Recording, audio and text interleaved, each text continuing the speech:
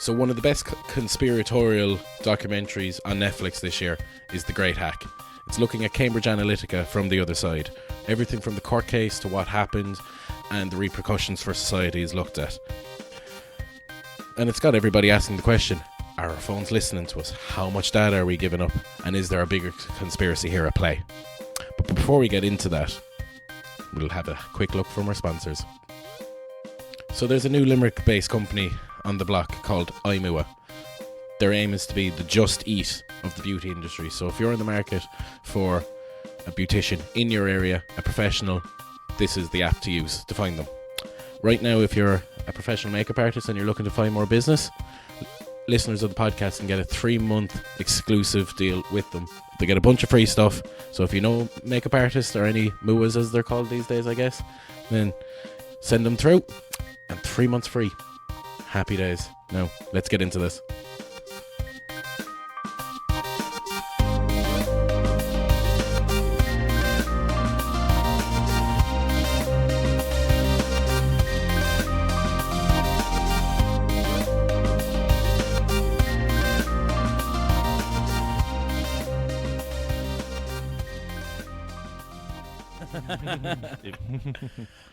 Dean, have you been watching The Greatest Hack?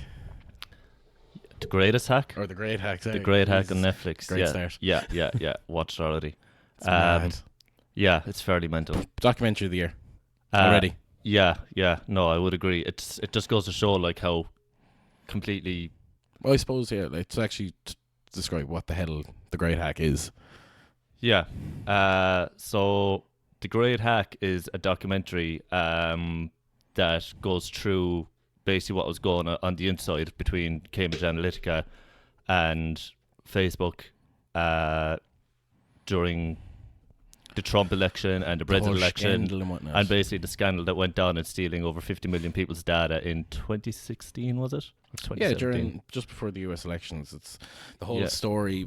The story actually starts with the Sony hack in 2014 and pushes on then through the whole Cambridge Analytica meltdown, then onto Facebook, and then onto Trump and the whole Russian election, the Mueller report, and all that jazz. It's nuts. Yeah, but like everybody remembers the Cambridge Analytica scandal from a year ago. Everybody has heard a lot about it, but it's kind of like looking at it through the lens from the people who've actually been involved and now it's whistleblowers. It's all whistleblowers. Like, you've got the CEO who was there, you got like who it was your one Brittany Kaiser, the number Brittany 2 Kaiser, yeah. She even spoke to Assange and everything. You see some undercover footage yes. of your man Alexander Nix. Yeah, of him basically talking about how they fed propaganda to the population of America and the UK during, again, Brexit and the Trump election, and how they manipulated people into thinking and voting the way that they wanted to. Yeah, and they show the whole court case and everything that was happening when the likes of Zuckerberg was being questioned. Oh man, awfully. That was tough to watch. Awfully. That was tough by to the senator watch. or whatever, was it? He's just like a deer in headlights. Like, he doesn't know what to say. It's like he looks like he looks like a robot who just short circuited, like, with getting all these questions. Data overload. Yeah. Or data overlord, as he'd like to be called. Mm-hmm. Yeah. Ooh. So before we go any further, will we just explain to people what Cambridge Analytica is?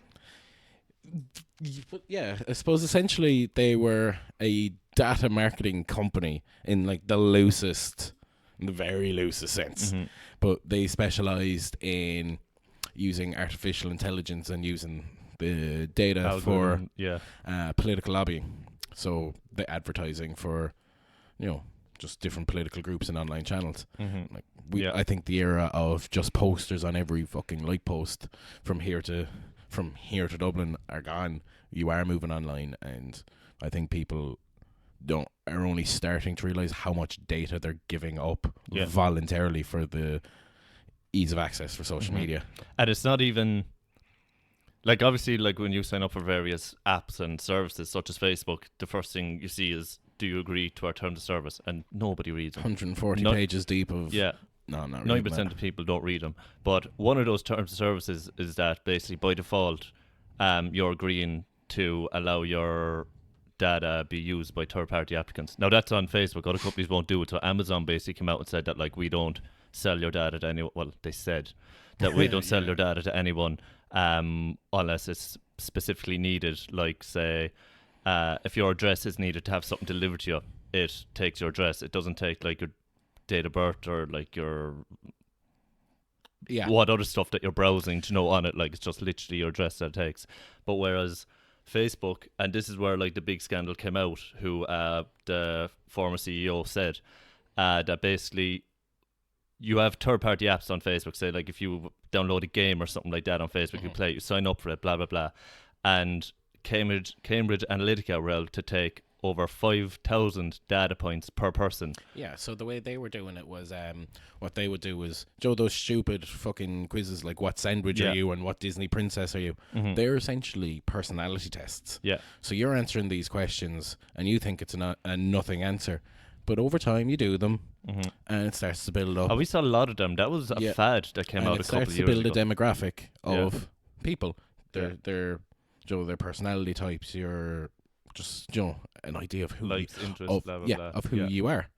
And I mean like that's the information, but what was happening was you would give authorization for them to take not only your data but anybody in your friends network as well. So it would say, I do a quiz, now suddenly they have access to your data, and because they're getting access to your data, they're now getting access to your friends list data, and so the chain fucking continues.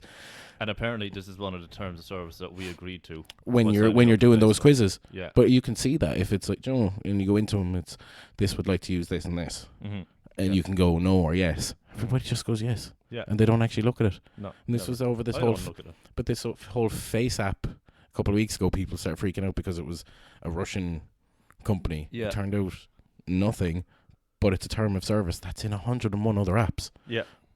So like people just getting freaked out over nothing there when you should be probably a little bit more concerned about the data you're giving up everywhere else. And exactly. And excuse me. So they would take this data belonged to you. Sorry. They would take this data belonged to you, and what Cambridge Analytica was doing then with that data, it was looking. We'll just take the election for example. It was able to actually look at your likes and interests, your friends' likes and interests, over 50 million people's likes and interests, and gauge who they were going to vote for in the election. And then they broke it down even further to people who they dubbed the persuadables. Yeah, so it broke it up into, it was like these people are voting red, these people are voting blue, and now they could target the states where they needed to get the switch around. Yeah. And then that would favour their side. In those. So they'd look at these areas, they'd look at people who haven't fallen into either demographic. They'd find out who these people are and what group they fall within, and then target them with a propaganda spiel that would move their vote to where they want it to be. Crooked Hillary. Yeah, and the that kind of crooked stuff. Hillary Targeted campaign. ads, propaganda essentially, targeted ad. And this is like the big difference between propaganda nowadays towards propaganda during, say, World War II and all that. If you had to see propaganda like back in those days, you'd see a poster on the wall, or you'd go into a cinema to watch news, because that's what they used to do back then, and they'd play certain news stories and that kind of thing. Yeah, the whole American thing. It's like, join the army, your country needs you. Yeah, exactly. Yeah. So back then it was a lot harder to use propaganda than it is now. Now, because it was very goddamn successful in its time. Oh, it was, yeah. But I'm saying that they have so many more sources and avenues to go down to, like, throw propaganda at you nowadays. That it's different. I think it's still probably as effective as it was back then. Oh, I'm not saying it wasn't as we're effective. a lot I'm more saying desensitized to most advertising. So, like, say if if you see an ad on TV now, you don't pay any fucking attention to it. Yeah. Unless it's ridiculous and off the walls. The whole thing with the propaganda machine through social media is we're so ingrained in it. Like, people are checking their phones, what is 100 times a day is the average now. And you don't even think that you're seeing this stuff, because most people go in, they scroll. Yeah. But they are seeing it, and whether they know it or not, it is affecting. Yeah. And that comes back to that whole argument of when people are like, oh, my phone's listening to me. It's absolutely fucking not. No. It's not. It's just the targeting ads are just gotten so, and the AI and the algorithms they use have literally just gotten that good now. that 10 minutes of scrolling to your phone and going into like a couple of different links, that's enough to like trigger the AI and say, okay, I want to send this targeted ad to this person. Well, what do you know about the Facebook Pixel? The Facebook Pixel? Yeah.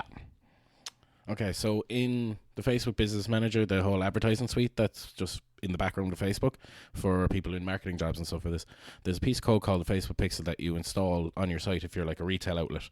So I can be doing my ads. So when you see your Amazon ads on Facebook, that's because it's tracked what you've been doing on the Amazon site and retargeting those products to you. Mm-hmm. And that's the Facebook Pixel, which is a piece of code. So imagine how many websites have.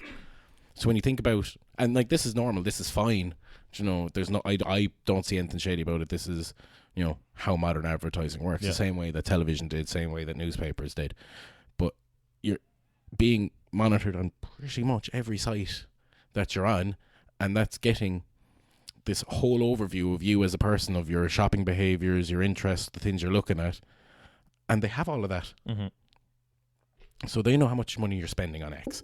They know what you're doing. You know, it's all, even down to your Google account. When you look at your maps, you can see exactly the route you took yesterday. Yeah, Google Longitude or something like so that. So the Pixel is nothing, it's nothing wrong, but people just have to be aware that they are, you know, that tracking you basically. Yeah, your behavior for the purposes of selling. Like the Facebook and like Google and all of them, like they literally they do definitely know more about you than your coworkers and best friends do. Yeah. Because like they know your porn history. The person that you are in work, you know how to talk work, you know what make jokes to make, what conversations to make, blah blah blah, and like that's the persona that your work colleagues have of you. And then when you're your friends, you're a lot different.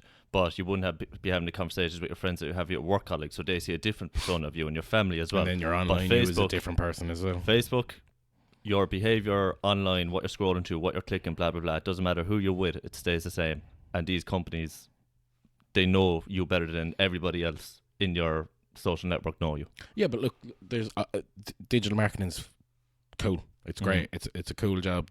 Like, obviously, we do some digital marketing ourselves in terms of like, you know, just trying to rank better on Google with search engine optimization. These are all parts of it, but you're not using that kind of data for it. But where that data collection gets shady is when it's not being used.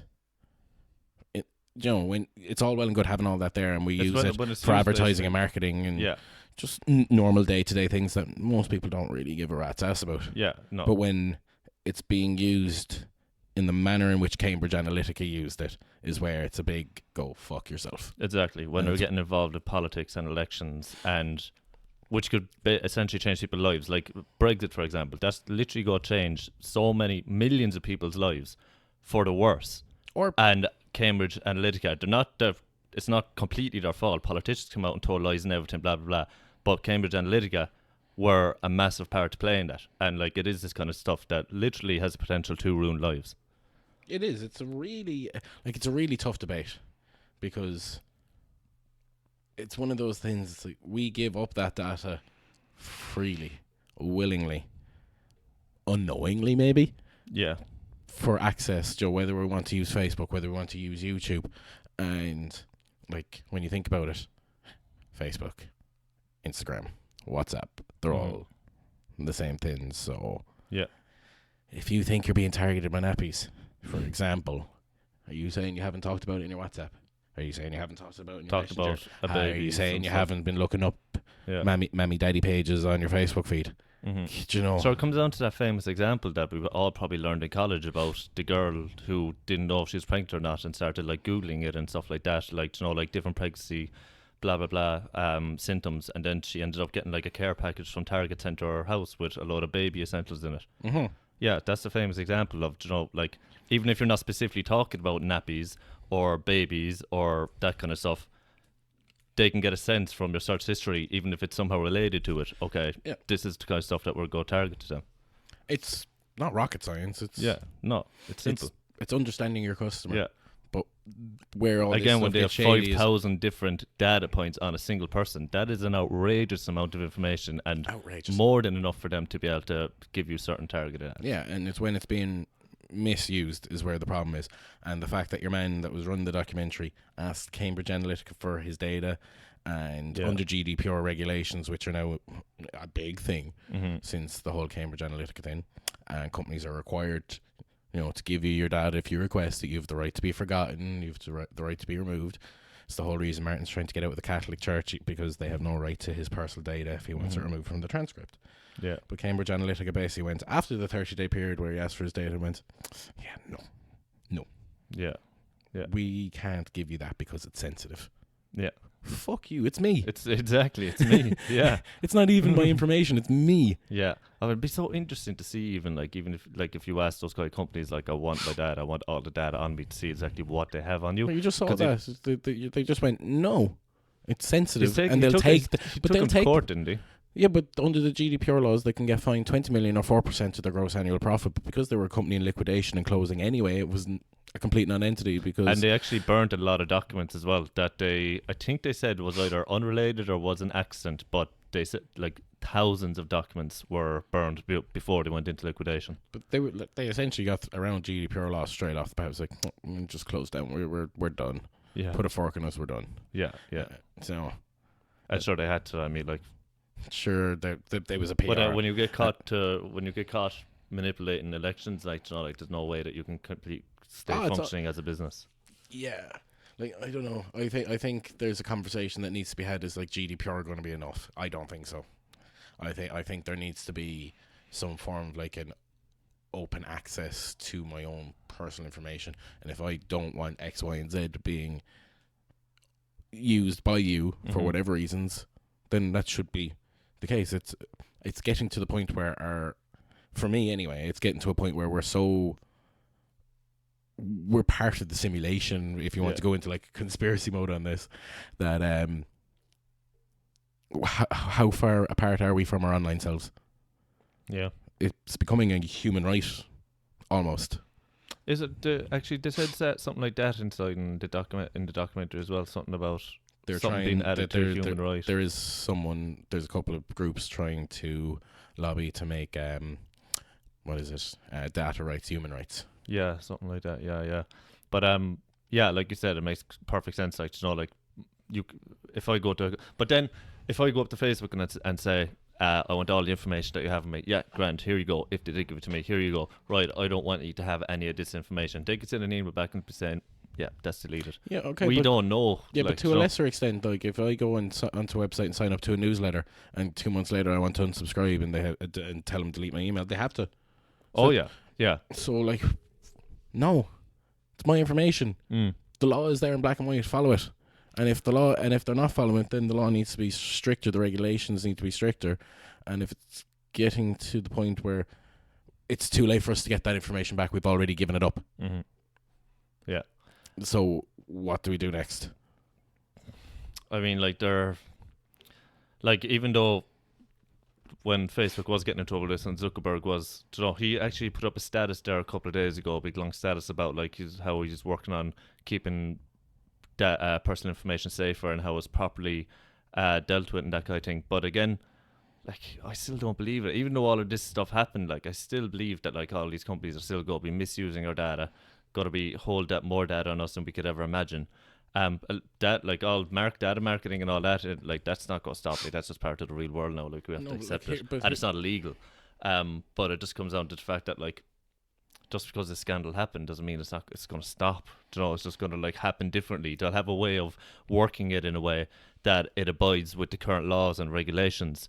They have geniuses working on this stuff. Like, I know a lot of people don't like change as well, so there is an element of the uber conspiratorial nonsense as well. It's like, oh well, they're taking it out, they're doing this, they're doing that, they're trying to control the human population, dystopian futures, all that. And I don't necessarily think that that's anybody who's made this technology's intention. The likes, say what you want about the likes of Zuckerberg and stuff like this. They began what they've done with the best intentions at heart. Yeah. And it's changed so dramatically that it's very hard to blame them on an individual level also. Yeah, no, yeah, I completely agree. There's tens of thousands of Facebook employees. I mean, like, you can't expect Mark Zuckerberg to be on every email thread and every phone call and every meeting, like, And like, we love technology, but when shit like this happens, people have such a greater distrust for like big tech is becoming like big pharma. Mm-hmm. Yeah. Do you know, technology by its nature is a wonderful thing, the same way as pharma by its standard nature is a wonderful thing. But the big pharma and big tech, where it's all about making profit and fuck people, is that where we're going?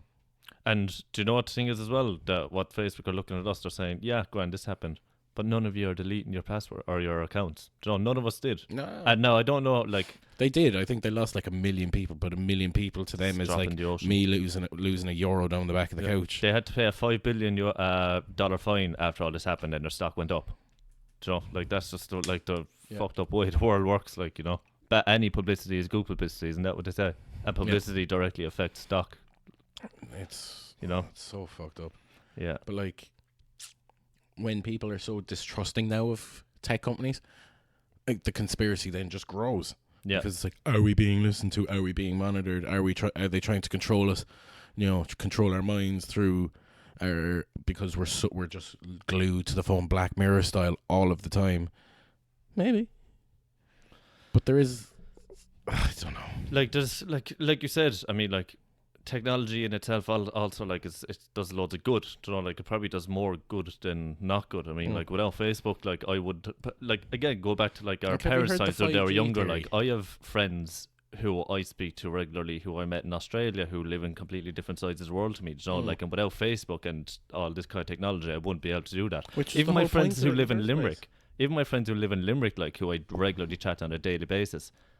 If we didn't have group chats and that kind of thing, like, you know, like I mightn't have talked to them in a year more. I doubt like that. Like you would have done the old school stuff and pick up the phone. Like yeah.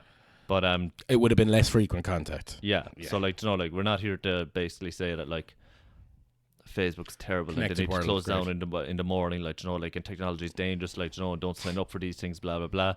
You know, it's done a lot. It's done more good than evil. Depending on who you talk to. But like, as I said, it's gone to conspiracy level. Like, have you heard of the 5G theory about cancer? No, that's just that's another one. That's a crazy thing. That people 5G isn't going to give you cancer first. So adding on to this whole, they're trying to control our minds through social media. The whole next thing is 5G. So 5G is at a lower frequency than 4G. So it means that instead of the mass structure that we have now, that like I think it's something like every 10th, 12th house as such will be installed with a receiver.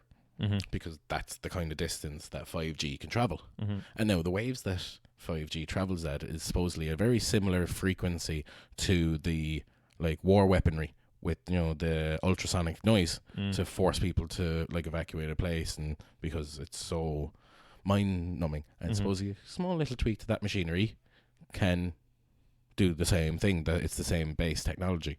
And this is the whole 5G conspiracy, is that the reason why this is being installed everywhere is for control.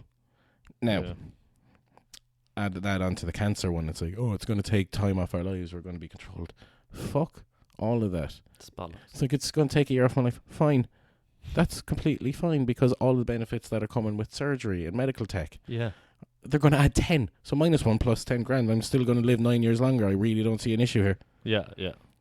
So like, sorry, I get ranty with this stuff. But this is the thing with like technology as well. As technology advances, like there's always conspiracy theorists, and the thing about conspiracy theorists and all of these guys is that they're a lot louder than the rest of us who aren't conspirators. So like, we're not going to like put up a big massive status online basically listing out how 5G is completely safe. You need to relax about it. But conspiracy theorists love that shit. Yeah. So it's just louder. It doesn't mean that it's true. It just means that these people are louder. Okay, it doesn't mean that they're right. Yeah, but I think it all kind of comes into the same thing, because people are less trusting of the tech companies and just, you know, high-grade tech in general. As these developments come in, people are questioning everything, and question away, because that's good, that's healthy, that's good, that needs to happen. But when it's ridiculous stuff, like they're going to control it, who really wants to do that? It would cost too much money to implement the technology. It's just not possible. Like, what are they going to do? It's the same with same with chemtrails. Like, you know, like people like, you know, want to find something to give out about. So like, oh, chemtrails are like they're putting stuff on us. It is. But at the same stage, I suppose if we're giving the data up willingly, then it's a column A, column B kind of situation. It's like we're really not helping ourselves. because if we're giving that information away, it can be used Yeah. in exactly as Cambridge Analytica did. And if you think that that's where it ends, that's highly doubtful. Because what's it they say? Like, what comes out is never everything that's actually used. Yeah, exactly. And that's what I said, going back to like Facebook and these companies who say that they're going to improve their standards of privacy and blah, blah, blah. They might improve the standard, but they're probably going to improve it from 50% to 60%, not 100. Do you know? Yeah. So like, So what do we do? Sign out of everything, delete all our apps, go back to Nokia phones and send letters to our loved ones when we want to talk to them. There a better way? Is there somewhere in the middle here? No, I mean, I don't want to go back to the 80s. If what do you do? I mean, like, if you feel 90s, passionate maybe. enough about something to know that, like, it could, again, like Brexit or something like that. You know, like if it's something important enough as Brexit, like, do your own research. You know, look into it yourself. Don't just take these targeted videos, and they are targeted And if videos this that you're seeing on documentary your is true- Facebook that are being targeted at you to change your opinion. Don't take everything that you see to be. It's exactly. Yeah. It's the old saying. Don't believe everything you see on the internet. Yeah. Do you know? Because like these videos are made by certain people who've got a certain opinion on something and want you to have the same opinion as them. So they're made in such a way that they can't sway your opinion. Which goes back to that group, the group of persuadables in some states over in. Hey, I'll bring it back. No, it is mad. Like, it's in when people like it does. The one that annoys me most is the listening to us thing. Yeah, That one annoys me more than anything because I find it's my phone's listening to me. It's the exact same as like, oh, well, I haven't spoken to Jimmy in a while, and now I get a call from Jimmy. It's a coincidence that you're just taken to be. But the reason you see the ads is because it's now in your head. They've Yeah. probably been in your data feed for days, and you haven't paid any attention to them. But because subconsciously it's now something that's closer in your mind. There's been a study done on this, right? So they had like, I think it was 8 people. They gave them 40 what would be classed as trigger words, and they intentionally gave people stuff that wouldn't be relevant. So 40-year-old man talking about handbags. Yeah. And using these kind of keywords. Now, of these 40 keywords that came true or that were used, only 2 actually triggered anything, and in inverted quotes, bunny rabbit ears, all that nonsense. Because the 2 that actually triggered, the girl saw an ad for Boots and she saw an ad for My Protein. Both explainable. The My Protein one, she's following a lot of like fitness influencers and stuff. influencers, and some of them would have been sponsored by My Protein. She's clicking links and interacting. Even liking it. Boots, probably the Facebook pixel. She was probably could have been on a site looking at products. Now they're being re-advertised. Joe, it's not like these are things that the targeting is just that good. So when people are looking at this Cambridge Analytica stuff and going, oh well, that's not possible. It's like the data's all there. And like it even goes back to what you were saying earlier on with Google Longitude, where like it can basically track where you're going and that kind of thing, and you could see where you were in the last week. You don't even have to be talking about this stuff. If I go into I could go into a Centra inside town, or there could be a Boots next door to it, and like, you know, Google could pick that up that the Boots is next door, start sending Boots ads to me, like, you know. I don't even think we're quite at that point yet with that level of advertising. Like, oh, you are definitely. When I was in Thailand, I was getting like fucking advertisements for different Thai restaurants and this kind of thing, like, you know. But that's overall location. You're not getting like because you're within 30 Oh no, kilometer like, radius. I'm but not saying down that. to the specific. But like, if you went up to Belfast, for example, you might get an ad for the Titanic Museum. Yeah, but that's because, you know? And again, this is actually stuff that I do. You'll set it with a 30 kilometer radius from the location, so people who would have the interest sets and fall within the demographics within the radius that you're targeting, like there'd be no point at us getting an ad for the Titanic experience here. We're too far away. Yeah, but if I'm within 30 kilometers, do show me the ad. Yeah, so, exactly. So like that basically goes back to what I was saying with you don't even have to be clicking stuff on your phone to get these ads, like, you know. No, because you've already done it. They've already the profile, the demographic profile, your interest profile. Yeah, it's already in existence because of all your interactions across, not just the individual site. Yeah, and like it's very easy for, like you said, people who are like tech conspirators and that kind of thing. Say if somebody from Dublin comes down to Limerick and you end up having a conversation about Munster Rugby or something like that, and you then get an advertisement for Thomond Park or Munster Bank. Well, it's not that they're listening to. You're a rugby fan. Yeah. You fall within the demographics that have the money to buy tickets to the game. Chances are you'd like to go see a game because there's an upcoming event in the area within a 15, 20, 30 kilometre radius. In the past year on your phone. There you go. Yeah, and like I said, then like you're down the road from Tone Park, next thing you know, you're getting an advertisement for Tone Park or Munster. It's not because they're listening to you. And it's not because of this, it's not because of that. It's fairly simple. It comes out to the 5,000 data points that these companies have. And to a similar extent, it's kind of like with television advertising. They know that you're in the football matches, put on the betting ads, put on this type, put on the Domino's ad. There's no point. It's like you're not going to have a mortgage ad at halftime in a football game because nobody gives a shit. Yeah. Yeah, exactly. You focus the advertising on the television according to the demographic that's watching. Social media, you're targeting the demographic according to who's watching. Yeah. And as well, like on Facebook and that kind of stuff, like during match season, it could be between 12 o'clock on a Saturday and 5 o'clock, and you could be getting targeted ads from Bet365 to put a bet on the soccer. It's just because like the betting companies know what time it is. It knows what, I'm not going to say the majority of the male population, or not even the male population, that like well, if you were to look at it within certain parameters, you'd be saying 21 to 32 males with interest in soccer. So where are they following football pages? Who's the teams they're following? Oh, suddenly the odds. It's like Lukaku to leave United and transfer to Juve because it's topical. It's within. It's all targeting. Yeah. Everything else is horseshit. Yeah. Yeah. Exactly. So the only solution there is either get your data back or delete Facebook. Yeah, and like let's be honest. And step 3 is let's fix the law. Yeah, and the regulations in relation to all that. But until that gets done, we're at the mercy of what these third-party companies that have the information, and we're trusting Facebook to not have sold or given our information over to company X, Y, or Z. Complicated one, interesting topic, but I don't think it's a topic that has an answer at the moment. Yeah, no, I mean, it's going to be, who knows how long, a decade before we see improvements on this kind of thing. Will we even see the improvements when they are implemented? I mean, I don't think my day-to-day activity and what I scroll through and see on my phone, I'm not going to think to myself, yeah, I know for a fact that they're after fixing these regulations. But definitely watch The Great Hack, because we've really, we've rambled on for half an hour just even going on ridiculous tangents. Just from saying, The Great Hack. Yeah.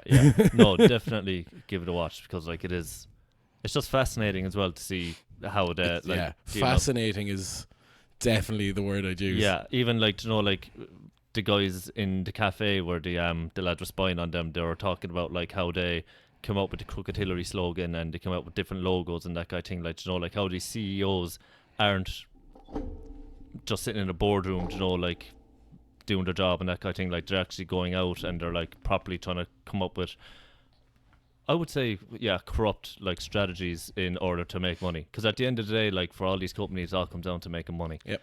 And it only takes one of these companies to do the wrong thing with the information that they acquire. Because the big problem with Cambridge Analytica is they were very clearly told to delete the information, delete the 30 million people's information, delete that whole set of or data set or whatever what they described it as. And 2 weeks later there's emails basically showing it's we're using that data set to target X, Y, and Z. So you were told to delete that, and they didn't. So it's all well and good controlling them, but it only takes one company to go nope, and use it in the wrong way. So well, hopefully the next generation, our generation or the generation under us will be. See, that's the thing as well, the fact that the generation under us, we were here for the technological or the digital revolution. We saw we're out for the days when we were playing on PS1s, and we're now seeing the evolution of the smartphone and all of these. You hand a kid an original Game Boy. Yeah. What the fuck is this big grey brick? Have you ever watched the videos of kids online? And you have the little switch on the side to turn up and down the green, depending on if it was Tetris or whatever you were playing. You see videos of kids nowadays, they giving the VCR and stuff like that, and they're like, "What the hell is this thing?" So I mean, the floppy disk is just the save icon. Yeah. That hurts. Yeah. That actually hurts. It makes you actually feel old when you really think about how... It's what do you save information on? I just do. What? Back USB to the sticks are basically a thing of the past. The USB, or not sorry, the USB, the memory card for the PS2 was 8 megabytes. 8 megabytes. 8 megabytes. Was the Like, original PlayStation 1 memory card. That's why you had a drawer of about 15 of the Yeah. fucking things. I literally have photos on my phone that are bigger Yeah, than 8 megabytes. Like, you know, like it's mental how much information we're. Sure, what did they say? Information now is more valuable than oil. I would believe it. That 'Cause is the oil- biggest commodity in the world now. Yeah, because oil you can run out of oil. Like data doesn't expire. I think that's actually the best description I've ever seen. It's like PlayStation memory cards were 8 megabytes. I have photos that are bigger yeah, than that. literally. And go onto my phone now and just look at my most recent photo and see how big it was, because like it's actually mental. Where are we? Yeah. Is there a dick joke there? I'm going to look at my most recent photo and see how big it was. Okay. To be fair, it's 2.47 megabytes. But I remember you would have 10 games. Yeah, saved I could on have a an few 8 saves megabyte. there. Yeah, yeah. So Like my Crash Bandicoot. literally, if I duplicate that photo 4 times, it's 3.5 times. It's more than what was. But it, that's so- just uploaded onto cloud now.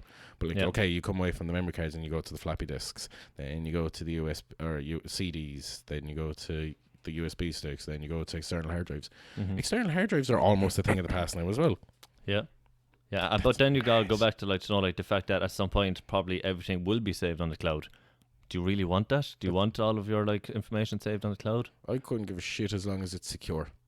If it's secure, you can make it a bit more secure, obviously using things like LastPass and sorting out the password side of things and the encryption side of things. And it's so easy to do. Just install the Chrome extension, set up one password, and then when you log into anything new, just let LastPass change the password. You don't know your passwords then. Yeah. And it becomes a very long strain, hard thing to crack, and you just need to know one. And that's actually something that Apple are after bringing out in iOS 13. It's a vault. What? It's essentially a password vault. Yeah, but yeah. So say if if I'm on Facebook and I sign up for a third-party app, blah blah blah, instead of using my email that I used to sign into Facebook with, it gives me a scrambled email that it's like a password, just completely a string of like numbers and letters and Just symbols, that kind of nonsense thing. to bypass it. Yeah. But like I even use the Brave browser now, which Are you is using that, essentially Chrome, but untrackable. Well, not untrackable, but like the cookies and More secure, shit like, aren't there. So like Martin tested out one night. You know, we went on to our own website and checked the analytics on Chrome and on Brave. So when I went onto the site on Brave, it wasn't tracking in our analytics at all, which is shows that we can do things more securely. People just we need to be a bit more aware. So if you are concerned, don't use the app. Use the Brave browser. Use things like LastPass to encrypt your passwords, and then last but not least, look at what you're actually signing up for. Yeah. And if you're clicking into any of these quizzes or third-party things, and you don't like the look of one of the things of one of the terms and conditions, don't just go ahead and do it anyway. Yeah. You're just that's on you. Yeah. At that point, it's on you. At some point, like, you know, like we as the public have to be somehow held accountable for not reading the terms and conditions. You know, I think the only terms and conditions I've ever read in my life were for my phone contract, and that's because it's like a page and a half long. Yeah, but essentially, no, you've been handed the page and a half, so you feel like you have to look through it. And even then, we worked in phone shops for a long time. I don't believe in any way, shape, or form that every customer that came through our doors that we sold phones to, all of them did not. Oh, maybe 1% if I'm read it. Like, I'd say a little bit more than that, because a lot of the terms and conditions are generic. But in general, this is why you had the whole thing, even like when the 3 contracts went up in price, like, oh, you can get out. People did not know that was a thing. That was one of our highest performing posts of all time. But people didn't know Goosed. beforehand, before that whole thing happened, that if there was changes to your bill mid-cycle, you had that entitlement. That took a really big thing for people to know, and that was just there in black and white in the terms and conditions, and the price change happened. And people, once they were told about it, went, oh, fuck. Do you know? Yeah. So I don't believe for a second that everybody ever reads even the full contract. Yeah, no. So that's down to people to an extent, you know. Yeah. If you're signing legally binding paperwork, virtually or physically, know what you're talking about. No, it's in there. It's like, yeah. Grant, Facebook have to be more accountable. Google have to be more accountable. Instagram, Pinterest, they all need to be more accountable. But at the same stage, I think we can do just a few things that can go a long way for us. Yeah. If you're not signing up for something, if you're like, you know, like looking at opinions online, you know, like go look at a couple of different sources. Don't just Google, I don't know, is Hillary crooked? As soon as you put that into the, you know, just go get a bunch of articles on why Hillary Clinton is crooked. Like, you know, like that we found at Dublin Tech Summit. They're like a Netflix of news, but it's all from like reputable sources. So if it's just some clickbait shite Facebook article, it's not in there. You know, it's all from legit sources. Now you pay for that service, but like if you're concerned about where the sources of your news are from and you want to make sure you're getting correct information, cool. And you also need to implement a bit of common sense as well. Like, you know, like sometimes you click into a site and it just looks like a tabloid newspaper. Like, you know, it's got the big bright, you know, letters and all that. It's riddled with ads everywhere, you know, like, and you're reading it and there's like typos in internet the STDs, article like, and all that. I mean, like, you gotta, like, at some point you gotta look like, okay, this can't be legit. Yeah. You know? So that's where like the likes of News to Do comes in, like, you know, like you get it from legitimate sources and that kind of thing. Yeah. Yeah. So so let's say five things that we can do to just be a bit safer on the internet. 1, use incognito browsers. Yeah. 2, sort your passwords out. Look at things like have I been pwned and stuff and make sure that you're secure and safe. And if you're not, change your goddamn passwords. 3, read the terms and conditions. Yeah. 4, don't post everything online. Yeah. No, if you're tagging into everywhere and you're putting pictures up of everything, that's more information. Yeah. And 5, a little bit of common sense. Little bit of common sense, I would say. Yeah. And that's all we can do for now. Yeah. And just if you do end up not going into incognito mode, just even once a week or so, just delete your cookies and stuff like that. Like, you know, because like cookies are cookies in your internet history are massive sources of data for companies to give you targeted ads and targeted information. So just maybe even less if you could do it, like, you know, once every couple of days, delete your cookies in history, like, but at least try to do it once a week or so.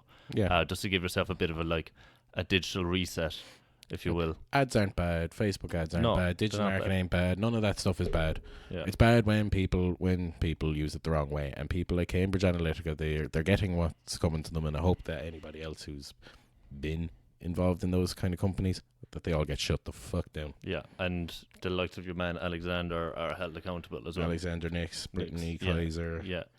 I think your one Kaiser should, like, even though like she was a whistleblower, like, you know, like she was telling us about all the stuff that she did, I'm like, you still did it. I think that she should still be held accountable, you know, to some extent, like, you know. But yeah, the great hack, what would you give it out of, let's say 5? Like, in terms of just quality or just like mindfuckedness? Just if it's a complete and utter mindfuck, because you do genuinely question Yeah. your own activity As soon online. as the credits start rolling, you're like, holy fuck. Yeah. And in terms of quality, 4 out of 5. Yeah, I give it 4.5. I would definitely Cracking documentary. I would definitely say it's a must watch. Must watch. 100% must watch. It's about 2 hours long.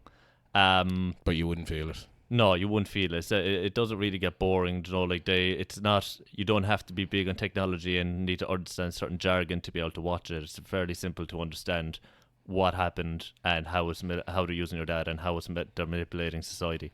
Yeah, I would easily probably give it a 4.5 out of 5 at least. Boom. Shut it down on that, so.